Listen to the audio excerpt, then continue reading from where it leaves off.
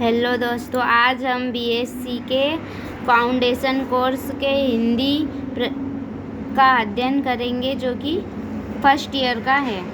तो आइए शुरू करते हैं। हम पढ़ेंगे पहला पाठ।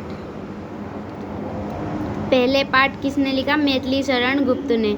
कौन सा आएगा? मातृभूमि कविता। आज हम पढ़ेंगे इसके क्वेश्चन आंसर। फर्स्ट क्वेश्चन, राष्ट्र कवि का सम्मान किसे प्राप्त है? उत्तर, मैथिली शरण गुप्त। मैथिली शरण गुप्त का जन्म कहाँ हुआ था? चिरगांव में। मैथिली शरण गुप्त के पिता ने स्कूल से नाम कटवाकर उन्हें गांव क्यों बुला लिया था? पढ़ाई में मन नहीं लगा था। मतलब उनका पढ़ाई में मन नहीं लगा था। मैथिली शरण गुप्त बाल्यावस्था से ही किसकी प्रेरणा से काव्य में रुचि लेने लगे? पिता की। मैथिली शरण गुप्त के गुरु कौन थे? महावीर प्रसाद द्विवेदी। मैथिली शरण गुप्त का प्रबंधक काव्य है पंचवटी। मैथिली शरण गुप्त ने प्रारंभ में किस पत्रिका में अपनी कविताएं प्रकाशित की? सरस्वती। मैथिली शरण गुप्त की सबसे प्रसिद्ध रचना किसे माना गया है? भारत भारती को। मैथिली शरण गुप्त की किस रचना को महाकाव्य कहा गया है? साकेत। मैथिली शरण गुप्त ने अपनी रचनाएं किसमें लिखी? खड़ी बोली में। मैथिली शरण गुप्त की रचनाओं में किस तत्व को महत्व दिया गया है? उपरोक्त सभी। लक्ष्मण और उसकी पत्नी उर्मिला के हृदय स्पर्शी प्रसंग एवं विरह का चित्रण किस ग्रंथ में किया गया था? ये था साकेत। मैथिली शरण गुप्त की कविताओं में किस ग्रंथ की कथनांक आते हैं? तो ये आते हैं रामायण और महाभारत दोनों में। मैथिली शरण गुप्त के पिता किस उपनाम से कविता लिखते थे? कनक कलत्ता। निम्नलिखित में से कौन सी रचना मैथिली शरण गुप्त की नहीं है? तो निर्मला। मैथिली शरण गुप्त ने घर पर किस साहित्य का अध्ययन किया? तो सभी का किया था। संस्कृत, हिंदी, बांग्ला, उपयुक्त सभी का। स्वप्न वासवदत्ता के रचनाकार कौन है? मैथिली शरण गुप्त। भारत भारती रचना में देश की किस समस्या का समाधान बताया गया है? तो ये है वर्तमान और भावी दोनों। मैथिली शरण गुप्त के खंडकाव्य की संख्या कितनी है? 19 है। मैथिली शरण गुप्त किस भक्ति धारा के कवि हैं? तो ये है राम भक्ति धारा के। मैथिली शरण गुप्त किस युग के कवि हैं? द्विवेदी युग के। मैथिली शरण गुप्त के अनुसार वे भारत भूमि की गोद में खेलकर बड़े हुए हैं। वे भारत भूमि की गोद में खेलने के कारण धूली भरी हीरे कहलाए। हमारे जन्म के साथ साथ पालन पोषण भी मातृभूमि ही करती है। हे मातृभूमि, जिस दिन हम तेरी सहायता से वंचित हो जाएंगे उसी समय प्रलय रूपी भूमि के अंदर समा जाएंगे।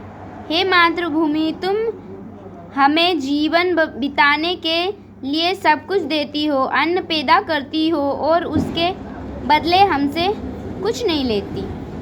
कवि के अनुसार हमारे जन्म, पालन पोषण, समृद्धि का कारण मातृभूमि ही है। मातृभूमि की प्रेरणा से क्या बना है?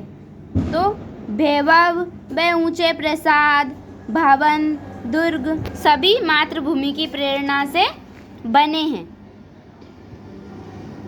हमें जीवनधार, उपकारों, सद्भावनाओं, हम सब। इन पंक्तियों में कवि ने मातृभूमि की बात का वर्णन किया है। पाकर तुझसे मैथिली शरण गुप्त मिल जाएगी पंक्ति लिखी है। मातृभूमि कविता में नीले रंग के वस्त्र की तरह आकाश शोभित है। मातृभूमि का मुकुट कौन है? मातृभूमि का मुकुट सूर्य और चंद्रमा है। मातृभूमि कविता में करधनी का प्रयोग किसके लिए किया गया है? सागर के लिए। आदिशेष का सहस्त्र फण सिंहासन है। कवि ने बचपन में किसकी तरह मातृभूमि पर खेलते हुए आनंद पाया है? स्वामी रामकृष्ण परमहंस। मातृभूमि की स्तुति गीत कौन गाता है? पक्षियों का समूह। मैथिली शरण गुप्त मातृभूमि के लिए क्या करना चाहते हैं? तो मैथिली शरण गुप्त मातृभूमि के लिए आत्मसमर्पण करना चाहते हैं।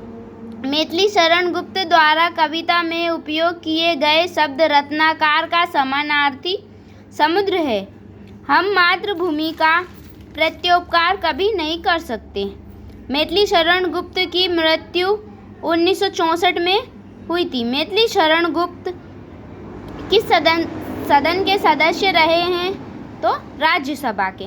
मैथिली शरण गुप्त राम भक्त होते हुए भी सांप्रदायिक सहिष्णुता के ओतप्रोत थे। मैथिली शरण गुप्त का भारतीय नारी के प्रति आदर्श दृष्टिकोण रहा।